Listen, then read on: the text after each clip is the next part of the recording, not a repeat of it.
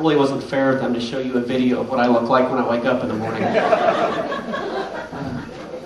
Well, good morning. My name is Mark Best, for those of you who don't know me. I'm very honored to be here this morning. I brought my lunchbox with me just in case I go a little long. Hey, we've been talking about the heart. We're in the middle of a sermon series called It Came From Within, and we've been talking about the heart. Not the physical blood pumper, but we've been talking about the heart of hearts. We've been talking about that place inside of us that drives all of our thoughts, drives all of our passions and actions, and just about everything we do comes out of the heart. In fact, we've been talking about how Jesus said that everything we do comes from the heart. And we've been talking about stuff that kind of gets lodged in there and messes us up and makes us do things and say things. And when we're done doing and saying those things, we're like, where in the world did that come from? And Jesus would say, well, that came from your heart. And so we've been talking about things like guilt. Guilt, which says, I owe you. And we talked about how in order to get rid of guilt, we have to make that confession. We talked about envy and jealousy, which says, God owes me, and how to break the power of envy is to celebrate other people's lives. And today I have the supreme honor of sharing with you this most delicate and difficult of issues in the heart called greed. Thank you, Pastor. I really appreciate that. I have to tell you that the reason why this is such a challenging message for me is because I deal with greed in my life. I just have to be honest and tell you that I am an upgrader. If I have anything that can be upgraded, I am not happy until it is upgraded. And then, God forbid, anybody touch my stuff that I just upgraded before I've had a chance to play with it myself. So this is a real issue inside of my heart. In fact, when it comes to our heart and our possessions, it really boils down to an issue of greed versus generosity. Greed versus generosity. And really, if I were to ask you individually and personally, you would probably say, well, yeah, I could be more generous, but I'm definitely a more generous person than I am a greedy person. And you see, we get it all mixed up because we mistakenly think that greed is a financial issue. We mistakenly think that greed is really something about our possessions. But it's not a financial issue. It's not a stuff issue. Greed is a heart issue. I mean, honestly, how many of you know somebody who would just walk up to you and say, hey man, you know what my problem is? My problem is that I'm just greedy. I'm just a greedy person. Nobody says that. Nobody thinks that way. And the reason that the issue of greed is so difficult to talk about is because it camouflages itself. Greed can often camouflage itself as a virtue. I mean, you might say something like, I'm not greedy. I'm a saver. You never know when you're going to need this. You never know when you're going to need that. It camouflages itself in the form of, I'm not greedy. I'm just saving up so I don't have to be dependent upon anybody later on. Or sometimes greed can be that thing, and I don't know how many of you have ever said this, but there's that issue of, don't give that away. That's going to be worth something one day. And then it goes in the garage. We don't see it for 6 and 7 years, and we look at it, it really wasn't worth any more now than it was then. It's this thing that's hard to talk about because it camouflages itself. And greed is very difficult to see in the mirror. And the reason why it's really hard to see greed when we look in the mirror is because we have this classic image of greed. It kind of looks like Scrooge sitting at a table with piles of gold stacked up. And yet he basically lives in poverty, and everybody around him lives in poverty because he's just unable to release that stuff from his grip.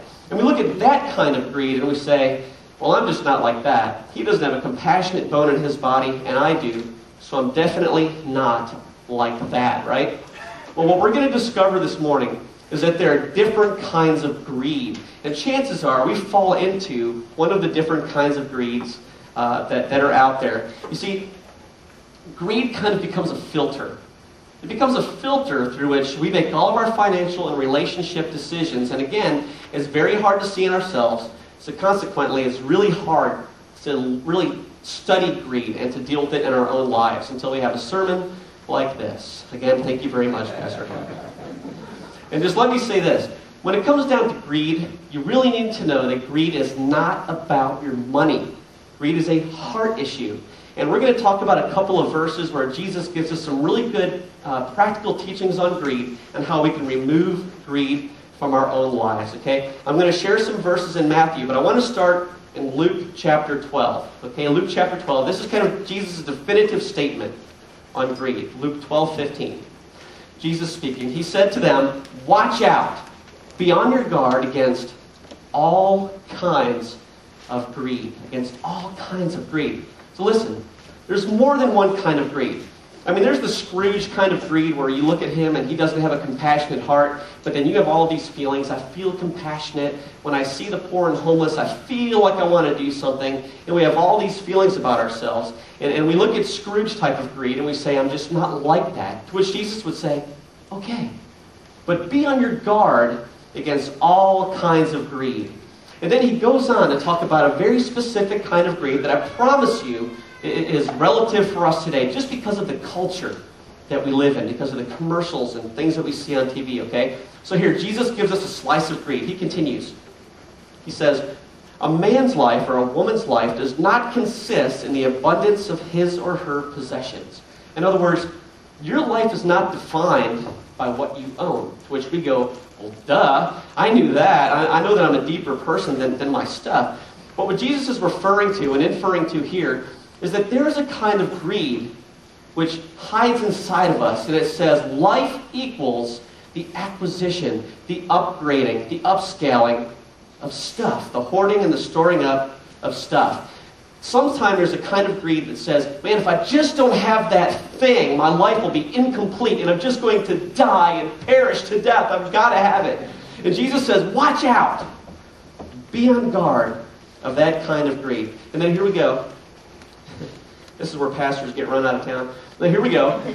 And then somebody comes along and says, look, I've got this project that I'm working on that I think will help to build our church. And I was wondering if you could just make a $500 donation.